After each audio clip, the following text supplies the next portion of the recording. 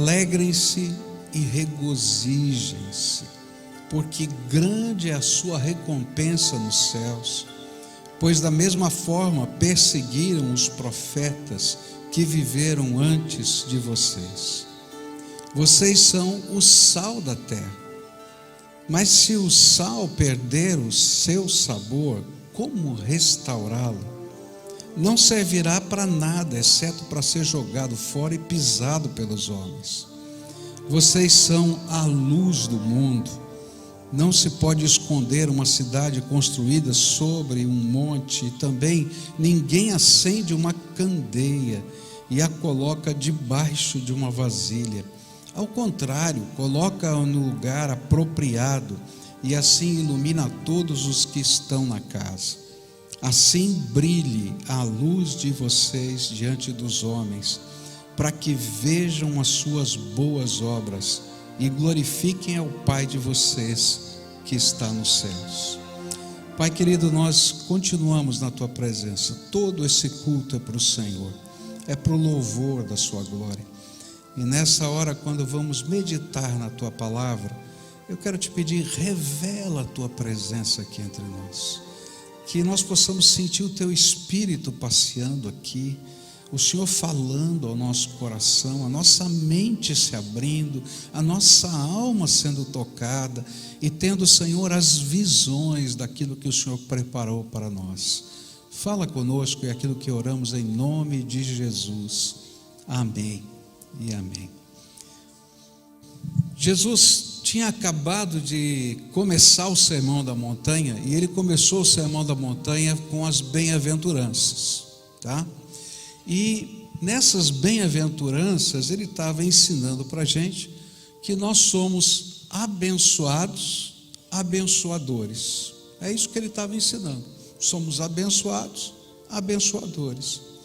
E aí o Senhor declara, através dessa sequência, mediante duas metáforas, que nós somos profetas hoje. E o tema que está aqui é esse: olha, daqui em diante, os abençoados, abençoadores, são os profetas desse tempo. Então, só para você ter a imagem do que está nesse contexto aqui. E usando essa maneira de pensar, que é um pouquinho diferente da nossa do Ocidente, no Ocidente a gente pega uma tese e vai delineando as partes dela. No Oriente, ele pega um pensamento e vai crescendo, na forma de uma espiral. Então essa é uma maneira diferente de expor as coisas. E Jesus, então, usando esse tipo de pensamento hebraico, que tem essa forma espiral, ele conecta a ideia, com a perseguição. Ele terminou a última bem-aventurança dizendo: olha, abençoados, benditos, felizes são os que são perseguidos. Como? De que jeito? Dá, não é? E eu fico pensando, eu tenho um amigo meu pessoal que é pastor lá na Ucrânia, e ele foi preso pelo exército russo, e já faz 20 dias que a gente não tem notícia nenhuma dele. E toda a igreja, assim, que o conhece no mundo está intercedendo por ele. E eu fico pensando, como é que alguém perseguido, pode ser feliz? E ele está dizendo: olha, porque a promessa que eu tenho para com vocês é muito maior do que qualquer outra coisa que possa acontecer no meio da perseguição. E ele diz: olha, isso vale para vocês também, profetas de hoje. E ele agora começa a pegar essas duas metáforas e começa a descrever a nossa missão profética. Então olha para quem está perto de você e diz assim: você é profeta de hoje. Fala para ele. Não, mas não adianta falar só para marido e mulher. Olha para trás, olha para frente, Você é profeta hoje, tá? Então como é que Jesus vai explicar a nossa missão profética nos dias de hoje? Primeira metáfora que ele vai usar: vocês são o sal da terra, tá?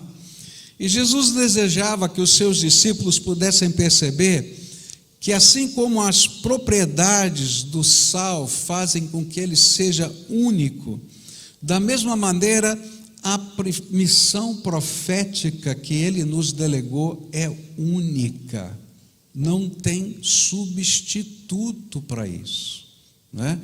Eu não sei se você já teve que fazer regime de sal. Tem alguém que já fez aqui regime de sal? É horrível, não é? Meu Deus do céu. E aí dizem para a gente assim: não, você vai acostumar, porque tem umas ervazinhas que você mistura na comida que vai substituir o sal. Substitui? De jeito nenhum. Eu não aguentava aquelas ervazinhas. Parece que, desculpa, piorava o gosto. É verdade ou não é? Olha, misericórdia. Quem não fez nunca regime de sal aqui?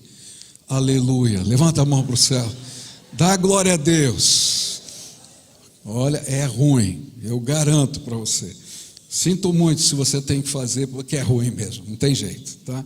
E Jesus está falando exatamente isso. Ele está dizendo: olha, não tem como substituir a missão profética que Ele nos deu, não tem como substituir a influência que um verdadeiro cristão pode fazer na vida dos outros e da sociedade. Não existe substituto para isso. Mas no que consiste então essa missão profética que aqui é ilustrada pelo sal? E aqui a gente tem as características do sal que você pode até ter na mente facilmente. Você já vai poder dizer que o sal dá sabor, que é a primeira característica, tá? E o sabor de cada componente dos alimentos é realçado pela presença do sal, não é? Você está fazendo um molho lá, aqui tem descendente de italiano aqui? Tem? Então você vai entender do molho comigo aqui, né? A gente vai lá, né, e experimenta o molho, e aí você diz: está faltando um pouquinho de sal. Quando você põe um pouquinho de sal, todo o sabor do molho, né, vem assim, brota na boca da gente. E Jesus queria que nós entendêssemos que a mensagem do Evangelho que pregamos é que dá o verdadeiro sabor da vida. Tem muita gente que perdeu o sabor da vida. E a gente vive num tempo em que o número de suicídios está crescendo. Eu fiz uma pesquisa alguns anos atrás para a minha tese de doutorado sobre as necessidades da minha cidade, e eu fiquei surpreso que Curitiba é uma das cidades que tem um dos mais altos índices de suicídio do Brasil. E eu falei: eu não sabia disso, misericórdia. É verdade que como pastor eu já atendi vários suicídios, várias situações terríveis, mas eu não tinha a dimensão. E aí a gente vai percebendo que as pessoas tiram a vida porque elas perderam o sabor da vida. Mas não só tirar a vida, que esse é um ato extremo, tem muita gente sofrendo porque perdeu o sabor da vida. E o Senhor está dizendo: olha, você é o sal que pode ajudar essas pessoas a descobrirem o verdadeiro sabor da vida. Por quê? Porque o Evangelho é aquilo que dá sentido à vida, mesmo no meio das lutas. Quando nós entendemos as verdades eternas de Deus e compreendemos o sentido da vida do seu aspecto mais amplo, envolvendo até a eternidade. Porque quando a gente não tem essa perspectiva da eternidade, quando a gente não tem essa percepção do propósito de Deus para nós, sabe o que vai acontecendo? A vida vai perdendo sentido. A gente passa por lutas, por problemas, por dificuldades, por angústias, e a gente diz: para que eu estou vivendo? Né? O apóstolo Paulo disse assim: comamos e bebamos, pois amanhã morreremos. Se eu não tenho percepção da vida, esse é o ditado popular que está na mente das pessoas. E alguns tiram a sua própria vida porque não vêem sentido. E dizem: é melhor acabar aqui, mesmo que não tenha mais nada pela frente, porque eu não quero mais nada. Mas quando a vida tem sentido, ela passa a ter sabor. Por isso, quando nós pregamos a Jesus, e ajudamos as pessoas a compreenderem quem Ele é e qual o plano que Ele tem para estas pessoas, nos tornamos o sal da terra e permitimos que as pessoas possam descobrir o verdadeiro sabor da vida. Esse é o sentido. E tem gente que está tremendamente amarrada por Satanás e não consegue perceber o sentido da vida, e que precisa desse sal que liberta, que é a palavra do Evangelho.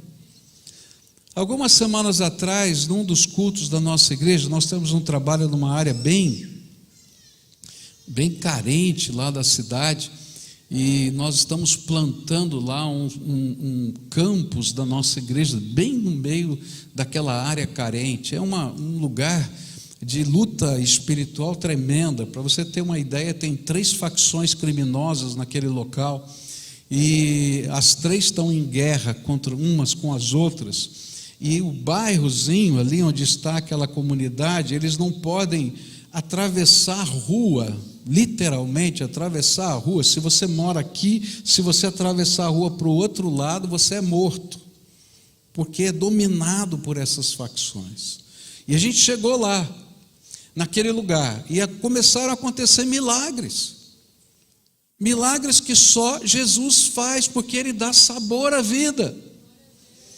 Primeiro milagre que aconteceu: as crianças daquelas áreas em que nem pode atravessar a rua começaram a vir para os nossos projetos sociais.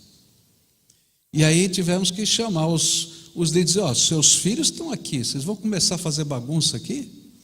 Aí eles combinaram entre eles que ali era região neutra. Aleluia. Aí a gente fez um evento entre pais e filhos, e os pais tinham que jogar futebol com os filhos, e de repente estava o inimigo de um lado e o outro inimigo do outro, tudo com tornozeleira no pé, mas lá é lugar neutro, e 2 inimigos jogando no mesmo time. Só Jesus faz isso. Só Jesus faz. Você entende? Porque você dá uma outra percepção à vida. Uma daquelas jovens foi num dos nossos cultos lá na sede, e lidando com coisas demoníacas, com terreiro, esse negócio todo. Não deu outra, chegou no meio do culto, caiu endemoniada. E Deus faz a obra de libertação, porque esse sal é tremendo. E aquela menina foi liberta. E aí o nosso missionário disse assim: olha, aconteceu um milagre na vida dessa menina. Eu falei: o que houve? Olha, essa menina está explodindo, é Jesus para todo lado, é o Espírito Santo na vida dela, é a busca de oração, porque aquela coisa que estava oprimindo foi embora. Porque nós somos os profetas desse tempo que temos a única mensagem que dá sabor à vida. Está entendendo? Por isso Jesus vai dizer: não pode, de jeito nenhum, perder o sabor. Então olha para quem está perto assim: não perca o sabor.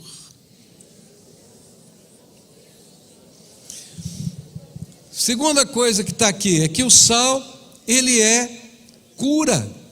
E a gente começou a falar um pouquinho disso, como é que o Senhor trabalha a cura. Um dos primeiros antissépticos descobertos na história da humanidade foi o sal. Mesmo quando as pessoas não sabiam a respeito das bactérias, eles não sabiam nada a respeito de bactéria, que elas que causavam infecções, eles já sabiam que uma ferida lavada com água e sal, ainda que fosse dolorido, na verdade ardido, tinha potencialidade de curar. Eles não conheciam a ciência, nem sabiam porquê, mas sabiam que funcionava. E assim Jesus também queria que nós entendêssemos que a missão profética que Ele nos concedeu o poder do Evangelho, a presença do Espírito Santo. Se você já recebeu Jesus na sua vida, o Espírito de Deus habita em você. É isso que você tem que entender. É o Espírito de Deus que está habitando em você que faz a diferença. E você então se torna o sal que leva a cura para a alma ferida, para os efeitos do pecado em nossas vidas e na própria sociedade. Gente, quantos de nós aqui somos ex alguma coisa? Né? Mas um dia Jesus veio e nos fez nova criatura, lavados no sangue do Cordeiro. Por isso o apóstolo Paulo vai dizer assim: antes vocês eram isso, aquilo outro, mas agora sois. E aí ele começa a descrever quem nós somos em Cristo Jesus. Porque o Senhor é bom, a sua misericórdia dura para sempre. Mas o interessante é que, junto com a cura, vem a perseguição. E é por isso que Jesus atrela essas ilustrações com a ideia da perseguição. Porque quando a gente põe o sal na ferida, dá raiva. Quem é mais cabelinho branco sabe que lá no passado pegavam água e sal e passavam nas feridas da gente. Quem já fez isso? Levanta a mão aqui. Já está velho, hein? Que nem eu. Está velhinho, que nem eu aqui, viu? Gente, quando passava aquilo, dava uma vontade de, não é? Se tem sangue italiano, nem falo nada, né? O negócio era sério aqui dentro. Subia, ficava assim, querendo, né? Ai. A mesma coisa acontece porque quando a ferida está aberta na sociedade e a gente entra com a palavra do Evangelho que cura pessoas, mas a sociedade reage à nossa palavra. E às vezes ela se revolta, especialmente quando ela, sociedade, não se vê doente. E o pior, tem orgulho da sua doença. Está matando, mas tem orgulho da sua doença. E quando nós anunciamos Jesus, nós levamos a cura, libertação, mas nem sempre seremos amados por isso. Mas para muitas pessoas será salvação. E essa salvação é o que vale, não importa o que falem. Se uma pessoa foi resgatada, valeu a pena. Alguns anos atrás teve um pastor na nossa igreja visitante que foi pregar, e ele contou o seu testemunho. Eu acho tremendo como Deus age, como Ele leva a cura, como Ele faz, e como Ele pede que a gente tenha ousadia para ser sal que leva a cura, mesmo quando as pessoas não querem. Esse senhor era um empresário na cidade de São Paulo, bem sucedido, uma empresa bem estruturada, mas ele tinha um problema, ele era viciado em crack. E ele tentava compatibilizar a família, o vício e a sua empresa. E um dia, voltando de uma viagem de negócios, ele desce no aeroporto lá em São Paulo e ele está indo para casa, ele senta e pensa assim: eu não consigo mais fazer esse malabarismo, não consigo mais compatibilizar todas as coisas. E ele tomou uma decisão maluca: não vou voltar mais para casa, não vou voltar mais para a família, para a empresa, para lugar nenhum, porque eu não consigo sair dessa droga, então eu vou me afundar na droga. E aquele homem começou a viver na Cracolândia de São Paulo. Certamente você já viu alguma cena disso. Era lá que ele morava.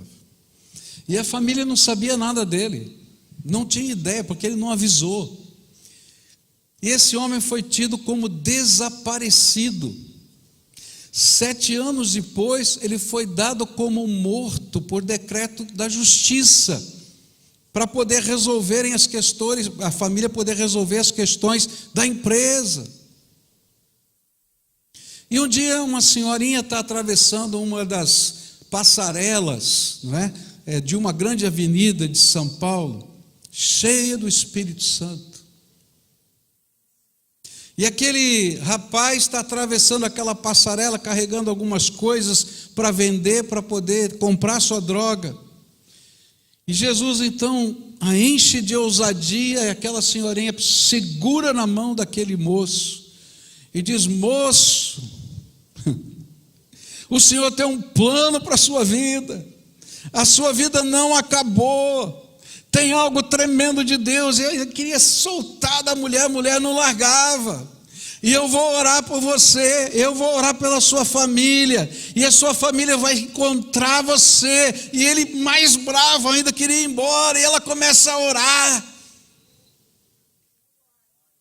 Aquele homem passa a passarela, chega do outro lado da rua, e ele está andando que não entendeu nada daquela oração, quando encosta um carro do lado e diz: você é fulano, tenho certeza que é você, fulano. Abre a porta do carro, segura na mão dele: não, você não vai embora daqui, tua família está procurando você, todo mundo está procurando você. Pega o telefone celular, liga para a esposa dele, liga para a filha: venham agora, eu achei. E ele queria ir embora, ele queria fugir, e de repente chega a mãe, ou melhor a esposa, com a filha. A essa altura ela já era viúva por lei. E aí a filha começa a fazer: papai, volta para casa. Nesse meio tempo, as duas tinham se convertido e estavam orando por ele. E a história final é que esse homem hoje é pastor, pregador do Evangelho, anda pelo Brasil todo dando um testemunho lindíssimo da obra salvadora e redentora de Jesus. Mas o que me chama a atenção nessa história é que a mensagem que foi pregada por aquela senhorinha não foi bem recebida. Ele brigava com a senhorinha no meio da passarela. Ele dizia: eu não quero. Mas porque Deus estava ouvindo as orações daquela senhora e da sua filha, aquela mulher cheia do Espírito, que não sabia de nada, foi profetisa desse tempo em cima daquela ponte. Sal tem poder de curar, mas nem sempre é bem recebido. Por isso, se a gente quer ser o profeta, a profetisa desse tempo, tem que encarar o desafio de às vezes ser rejeitado, de às vezes ser recriminado, de às vezes até ser perseguido, mas entender que a missão que Jesus nos deu é mais importante, porque quando a gente olha para frente e vê a cura de uma família inteira, a gente celebra a glória de Deus. Vale a pena, vale a pena. Eu vim aqui desafiar você a não se conformar em ser o sal dentro do saleiro, mas eu vim convidar você a ter coragem de ser sal que dá sabor e sal que leva cura. Diz para quem está perto de você: sai do saleiro.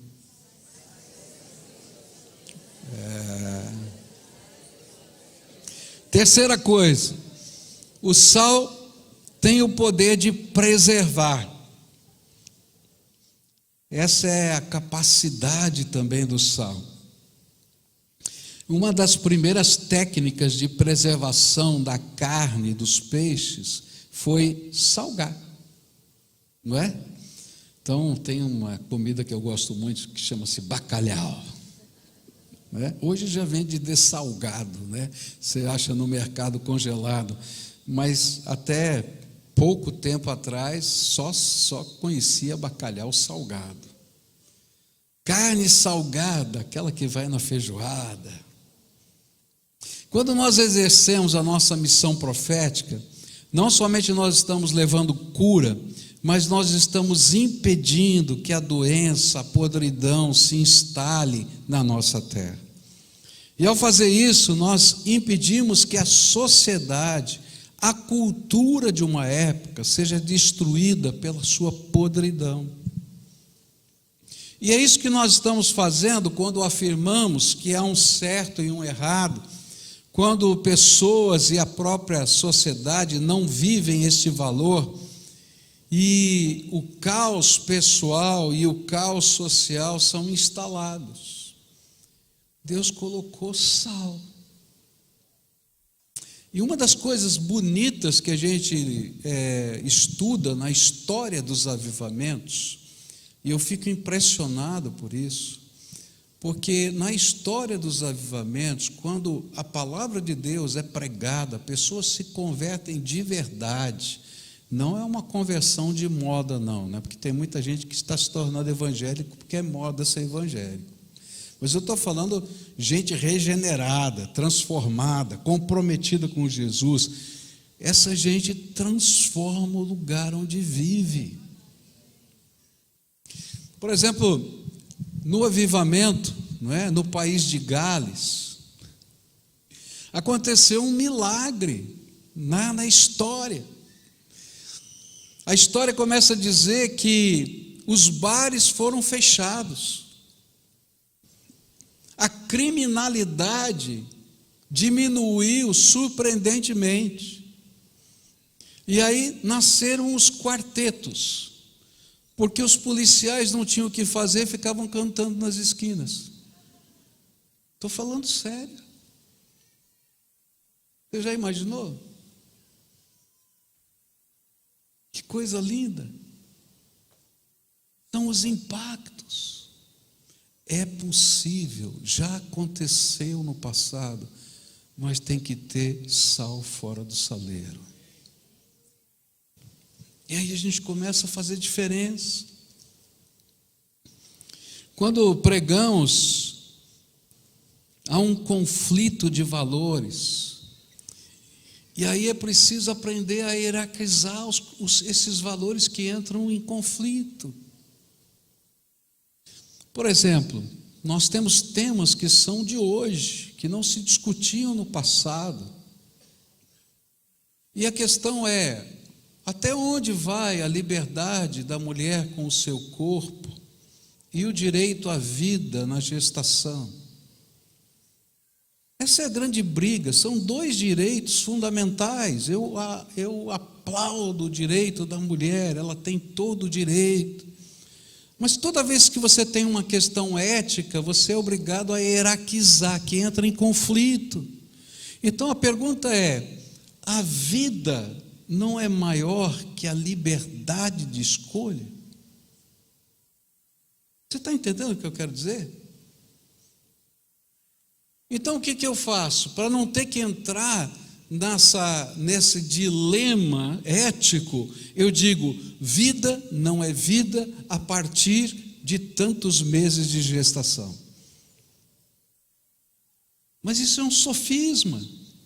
Vida é vida. Porque daqui a pouco vão dizer vida não é vida se o cromossomo tal tiver alterado. Vida não é vida se alguém tiver tal enfermidade. E queridos, a gente perde o sentido da vida. E aí tem que vir alguém para dizer que tem um valor maior e que esse valor veio do céu. Um dos sociólogos, pais da sociologia, Durkheim, quando discutia a supremacia da ciência sobre a religião, porque naquele tempo eles acreditavam que um dia a sociologia, a ciência ia substituir a religião, ele dizia que a ciência de fato, do ponto de vista explicativo, a religião, de fato, do ponto de vista explicativo, perdia terreno para o pensamento científico. Porém, como a ciência era para ele uma moral sem ética, olha que interessante, uma moral sem ética, isto é, um universo interpretativo incapaz de dar sentido às ações coletivas, o potencial das religiões como forma de orientação da conduta, de uma ética, de ação no mundo, permanecia inteiramente válido.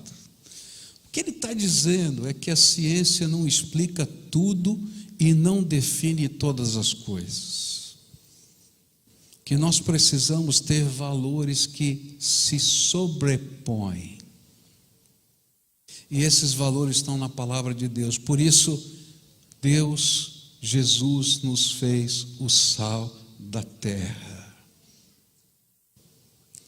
E por isso, quando não pregamos, não profetizamos, permitimos que a vida em sociedade se torne insustentável e que venha o juízo de Deus sobre a terra. Essa é uma coisa que a gente esquece. Se nós não pregarmos o Evangelho e não formos o sal que preserva, nós não estaremos fora de uma sociedade que Deus vai pesar a mão. Se o Senhor entender que esse país está se perdendo nos valores, que a injustiça está crescendo, que aquilo que é pecado, que faz separação entre o homem e Deus, está acontecendo de maneira inconsequente nessa terra chamada Brasil, Deus vai pesar a mão sobre essa terra. E sabe, quando ele pesa a mão sobre essa terra, e esse foi o dilema de Abacuque, ele está lá dizendo: Senhor, o Senhor vai mandar esse povo aqui invadir? Como é que pode? Não afeta só os injustos. Todo mundo sofre. Então não dá para não ser sal. Você quer ver o futuro dos seus filhos, o futuro dos seus netos, você quer ver uma sociedade melhor para eles, você tem que ser sal da terra hoje. Não tem outro jeito, é palavra de Deus. Olha a história da Bíblia. Pregar o Evangelho de nosso Senhor Jesus Cristo não é proselitismo, é a única esperança. Entendem? Muitos de nós somos trabalhados com uma mentalidade diabólica que vai dizer para a gente assim: isso aí é coisa do individualismo de cada um fica no seu cantinho. Não, queridos, isso é a única esperança para esse tempo, para mim, para minha família e para todos nós. Não tem outra saída. E se a gente deixar aquele que dita as regras do curso desse mundo ensinar para a gente o que a gente pode e não pode fazer, então a esperança se foi. Eu fui pregar na Espanha, numa cidade chamada Saragoça, onde tem o templo da Senhora do Pilar. E fui convidado por um grupo de igrejas para uma campanha evangelística. Então, 3 igrejas se uniram para uma campanha evangelística. E aí os pastores disseram para mim assim: olha, só que aqui na Espanha a gente não faz apelo, a gente não convida as pessoas para frente, porque aqui na nossa cultura é invadir a privacidade deles. E eu disse para eles: tem algum problema se eu fizer? Ele falou: não, é que eles não virão e eles vão entender de outra maneira. Eu falei: mas será mesmo? Porque a Bíblia diz que a palavra que é anunciada é digna de uma resposta. a gente tem que responder. Tá bom, pastor, faz do jeito que o senhor quiser. Tá bom. E aí então eu preguei a palavra, preguei uma mensagem evangelística, muito séria. E eu disse: olha, eu vou descer aqui do púlpito agora e eu quero orar a favor de cada pessoa que hoje queira tomar uma decisão lá de Jesus, confessar os seus pecados, entregar a sua vida. E fui muito firme. E aí desci. E começou a chegar muita gente, mas muita gente. E eu falei: meu Deus, isso aqui vai demorar demais, porque eu falei que eu ia orar um por um, esse negócio vai demorar muito. E aí então eu disse para os colegas pastores, tinham vários pastores lá, falei: meus irmãos, podem vir aqui me ajudar a orar? E aí eu pensei, eu oro por uns, eles oram por outros, ficaram todos atrás de mim. Se eu fizesse assim, eles faziam junto. Ninguém sabia orar pelo outro. Eu falei: meu Deus. E aí comecei a orar pelas pessoas, porque a palavra de Deus é salvação, é cura, é a única esperança. E as pessoas chegavam ali na frente chorando e diziam, confessavam os seus pecados. Eu me lembro de: o que você quer que eu ore? Chegou uma senhora e ela dizia assim: pastor, eu coloquei a perder a minha família. Está vendo aqueles meninos brincando lá no fundo do salão? São os nossos filhos, ela com o marido. Mas a nossa casa está destruída, porque eu traí esse homem, e a nossa casa está perdida. E aquele moço chorando disse assim: pastor, não é culpa dela, eu abandonei essa mulher, eu sou pecador também, a nossa casa precisa de restauração. E aí a gente começou a orar e pedir cura, libertação, transformação naquele lar, porque Jesus é a esperança, não tem outro.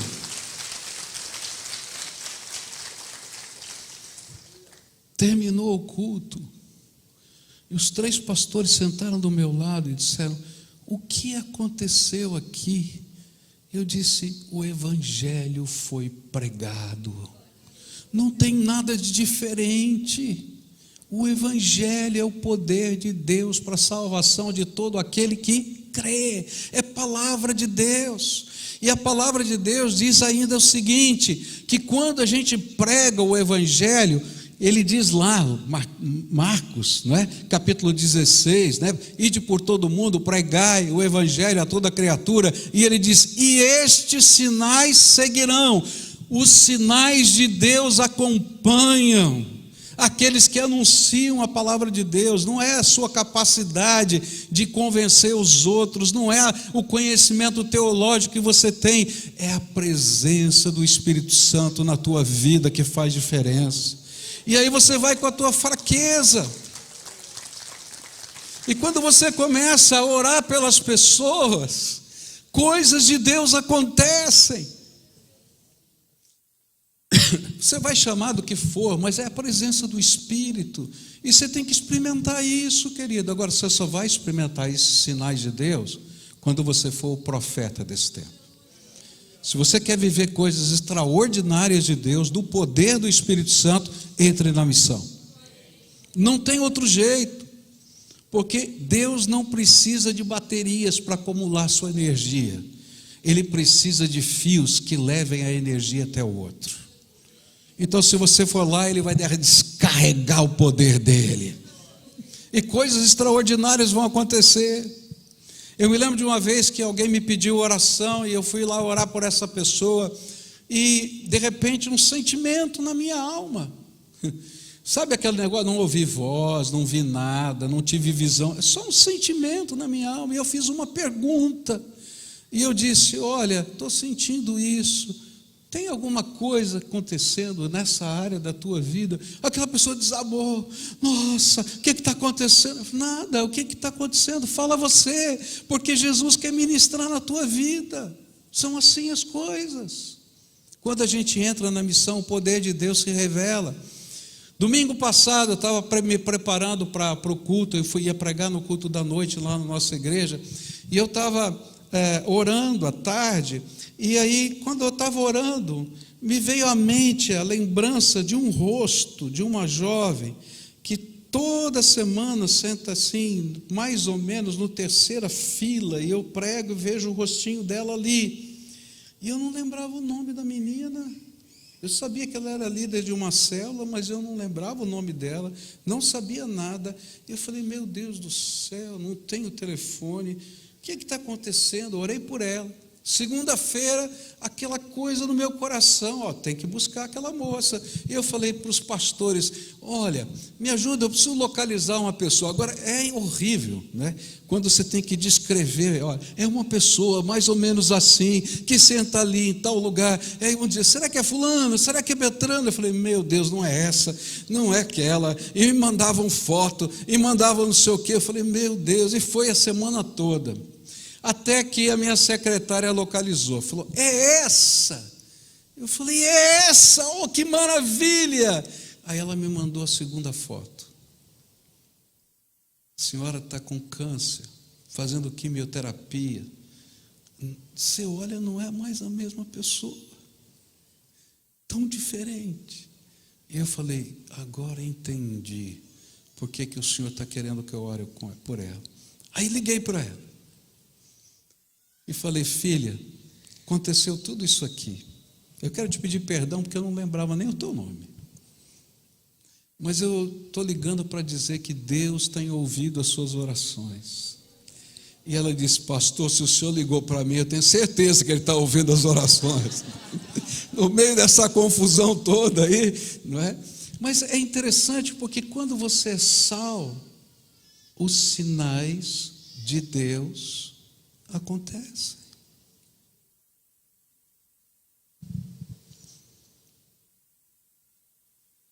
O sal, ele tem outra qualidade, ele permeia, ele se insere, ele fica às vezes invisível, quase sempre invisível, mas sempre perceptível. Essa é uma das qualidades do sal. Por isso Jesus queria que, como sal, nós estivéssemos inseridos em todas as esferas da vida humana, permeando cada pessoa e toda a sociedade. Quem sabe à primeira vista invisível, mas sempre perceptível, fazendo diferença no sabor, na cura e na preservação, nunca deixando de ser sal. A ideia que a Bíblia dá é que você não pode ser sal, servo de Deus, profeta desse tempo, só na sua casa e na sua igreja. Isso é argumento do diabo. O Senhor quer que você seja sal da terra em qualquer lugar em que você esteja. Você precisa ser servo de Deus no mundo em que você está inserido. Você precisa ser servo de Deus como profissional. Nós estamos fazendo lá em Curitiba uma rede evangélica de professores universitários. Por quê? Porque aquilo lá está sendo dominado por ideias que não procedem dos valores de Deus. Então nós chamamos doutores, mestres, todos eles crentes, falamos, gente, vocês têm que ser sal. Eu preguei esse sermão para eles. E essa foi a mensagem que eu preguei para eles. Tem que ser sal na universidade. A gente já chamou os alunos. Existem coalizões de alunos lá de todas as igrejas evangélicas. O material é preparado por eles. Mas agora eu quero ver os professores do lado deles. Os doutores do lado deles. Porque na universidade dizem que não existem pessoas que pensam e que sejam sal.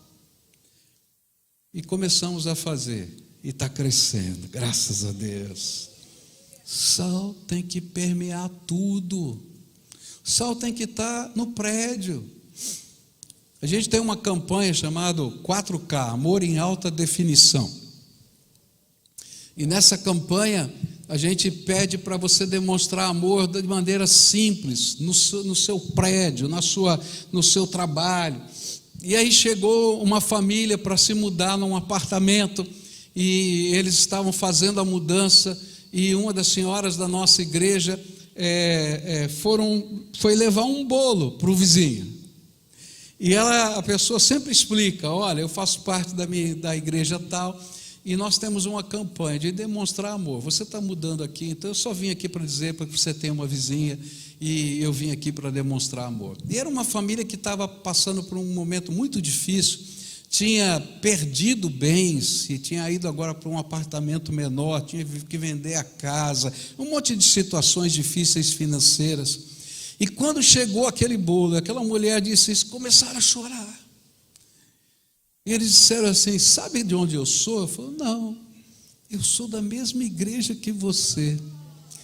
E Jesus mandou você aqui para me falar que Ele está cuidando de mim.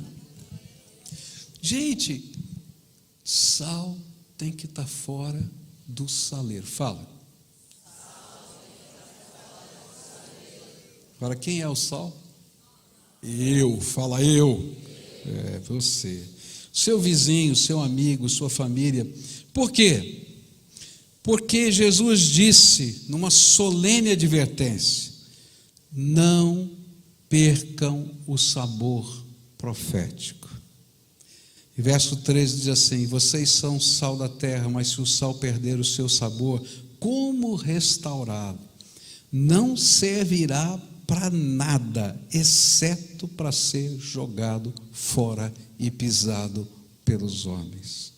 Se você perder o sabor profético, Jesus de forma categórica afirma: não serve para nada. Você perdeu o propósito para o qual Deus o estabeleceu onde você está. Você quer ser abençoado? Quem quer ser abençoado aqui? Seja uma bênção. Quanto mais você abençoa, tanto mais Deus abençoa você.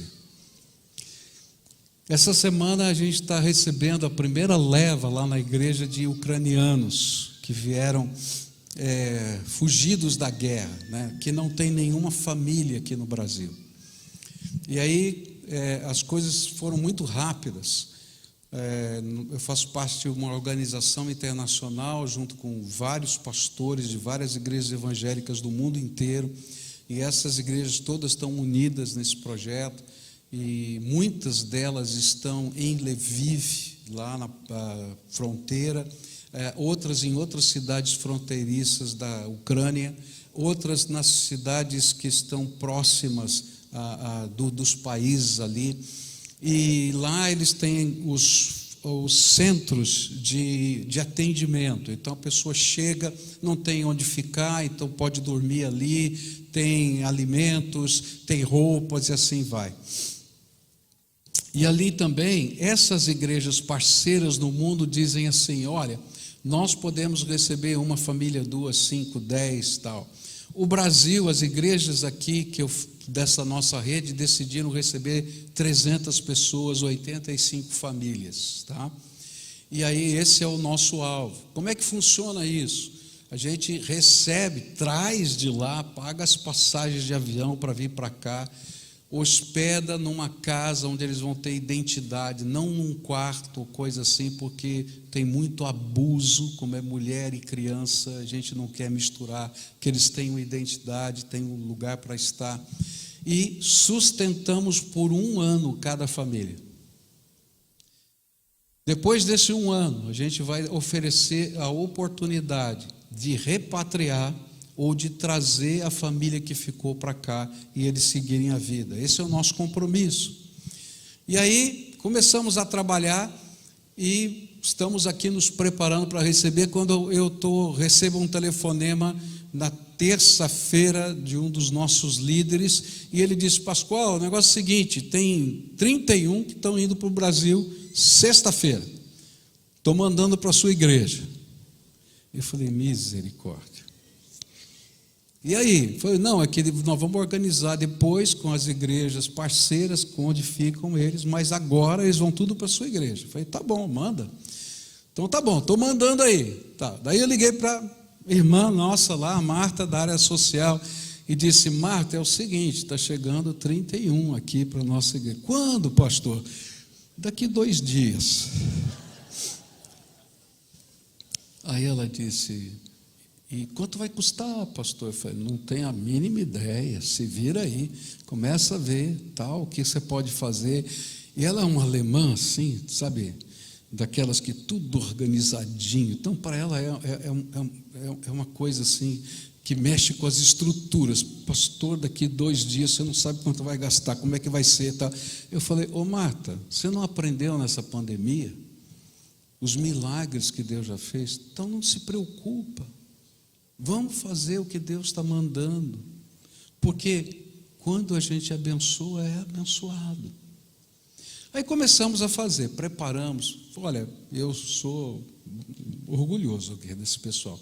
Em 2 dias fizeram uma recepção maravilhosa para aquele pessoal que estava chegando. E prepararam o hotel em frente da igreja para recebê-los, para a gente fazer o primeiro momento, que eles chegaram cansadíssimos, 7 dias caminhando, fugindo, para poder chegar aqui, tá? É uma luta muito grande. E aí a gente fez os cálculos. E eu já tinha falado, preciso de um ônibus, vai custar tanto o ônibus, vamos ter que levá-los depois para um outro lugar, e a gente vai ter que pagar essa viagem, vai ter que, o hotel, vai ter isso, aquilo outro. Quando a gente começou a conversar na rede de WhatsApp a respeito disso, aquilo viralizou, começou a chegar gente de todo lado que eu nunca vi na minha vida. Ganhamos todos os ônibus para buscá-los, para levá-los para lá e para cá. Ganhamos as estadias do hotel. Uma família de um empresário que não é evangélico, da cidade, doou todas as passagens de avião de Varsóvia até São Paulo.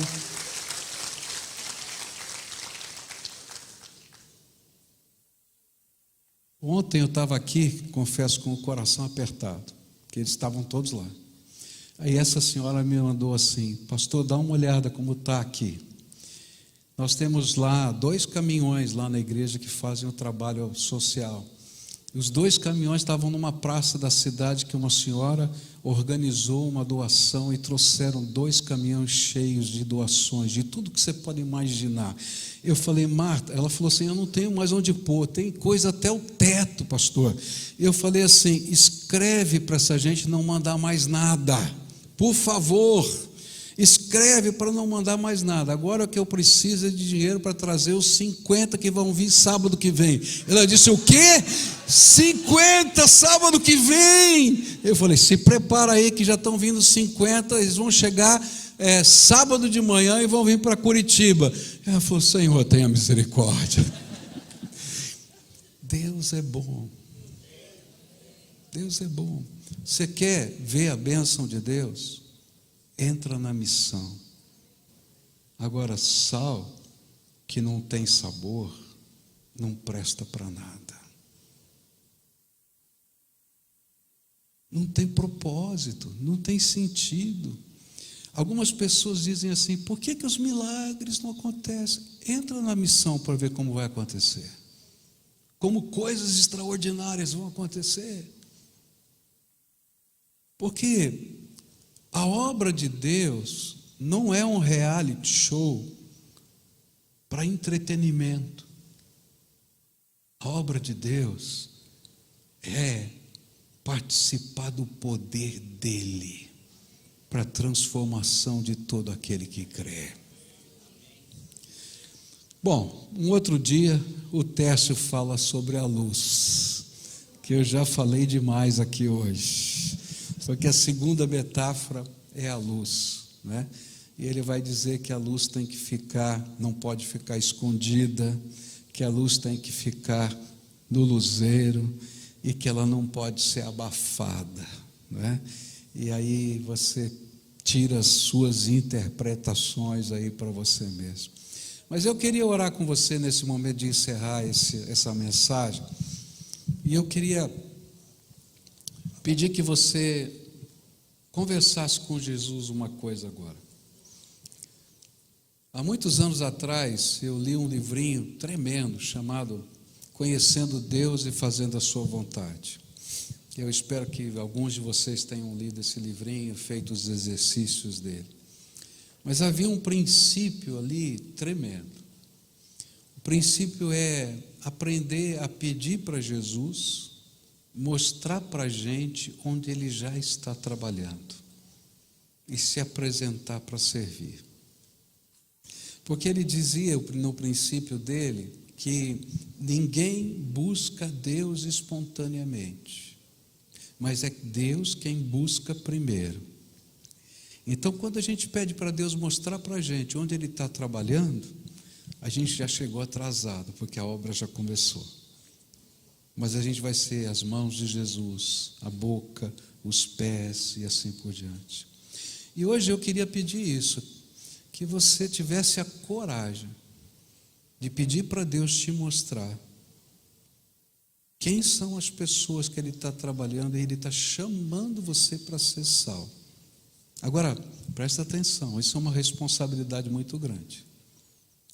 Porque a Bíblia diz que quando Ele revela isso para nós, e a gente não obedece, Ele vai cobrar essa vida de nós.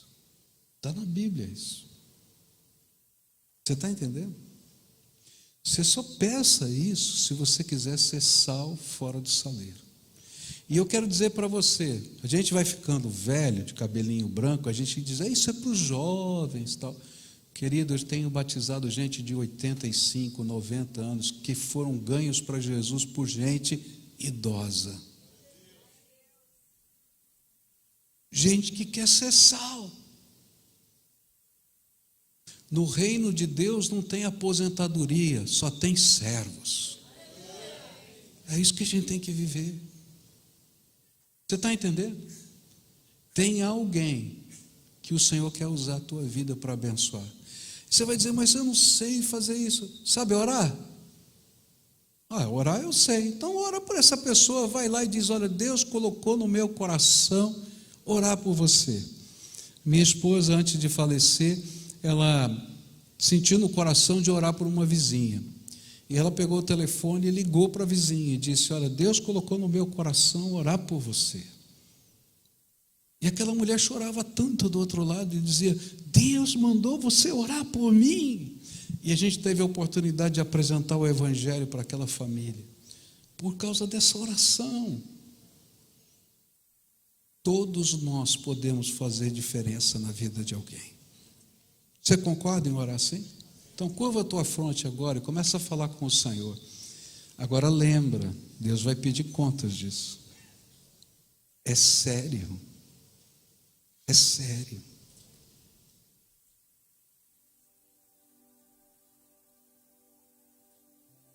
Pede para Deus te revelar quem são as pessoas e se compromete com Ele a ser instrumento. Talvez Ele faça como Ele fez comigo, te lembre um rosto que você vai dizer, quem é essa pessoa? Me mostra, Senhor. Mas vai atrás, porque é tua responsabilidade. Agora, se você orou, eu vou pedir para você ficar de pé, porque eu vou comissionar você em nome de Jesus. Eu vou pedir a unção do Espírito Santo sobre a tua vida. O poder da graça dele sobre você. Eu vou pedir para as suas mãos serem abençoadas, para que você possa levar o óleo da graça, o óleo da cura. Eu vou pedir para o Senhor tocar os seus lábios, para que a palavra seja temperada com sal. Eu vou pedir para Ele tocar os teus olhos, para você poder enxergar necessidades que não são aparentes, para poder ministrar na vida dessas pessoas. Você crê que Ele pode fazer isso? Então, enquanto eu estiver orando, você diz, eu quero, Senhor, eu quero, derrama sobre a minha vida. Senhor Jesus, eu creio que Tu és o Deus Todo-Poderoso, que ainda que esteja sentado no trono, ao lado do Pai, o Senhor entregou nas Tuas mãos todo o poder, toda a glória, até que todos os Seus inimigos sejam colocados debaixo dos Seus pés, e o Senhor entregue novamente o reino ao Pai. Por isso eu clamo a Ti, Jesus, Aqui tem um povo que quer ser sal fora do saleiro, que quer ser luz, que quer, Senhor, ser profeta desse tempo, missionário aonde o Senhor o colocar. E eu pedi a eles que pedissem ao Senhor que mostrasse pessoas que o Senhor já está trabalhando. E eu quero te pedir agora, abre as janelas dos céus e começa a derramar do teu Espírito Santo, por favor, de tal maneira que a visão que o Senhor tem para eles lhes seja revelada. E alguns, Senhor, estão com medo. E, Senhor, tu sabes que o medo faz parte desse processo, porque Moisés teve medo e tantos outros tiveram. Mas, Senhor, nessa hora, eu quero te pedir, toca essas mãos e unge com o óleo do Espírito Santo, para que onde Ele quer que eles toquem, o bálsamo do Senhor chegue àquela vida. Ó Pai, toca os lábios, de tal maneira que a palavra que eles profiram seja temperada com esse sal, que o Senhor prometeu que nós éramos, e que seríamos. Ó Pai, eu quero pedir, toca os olhos, para que eles percebam as coisas da alma, que ninguém consegue ver externamente, mas que haja um discernimento espiritual renovado, diferente. E Pai, eu quero te pedir, quando eles orarem, que sinais confirmem a mensagem do Evangelho, e que o reino se instale, e que as obras de Satanás sejam derrubadas e destruídas, para que tudo seja para a glória do Senhor Jesus Cristo. Usa esse povo, Pai, usa e faz uma revolução espiritual nesse lugar. É aquilo que eu te peço em nome de Jesus. Amém e amém. Louvado seja o Senhor.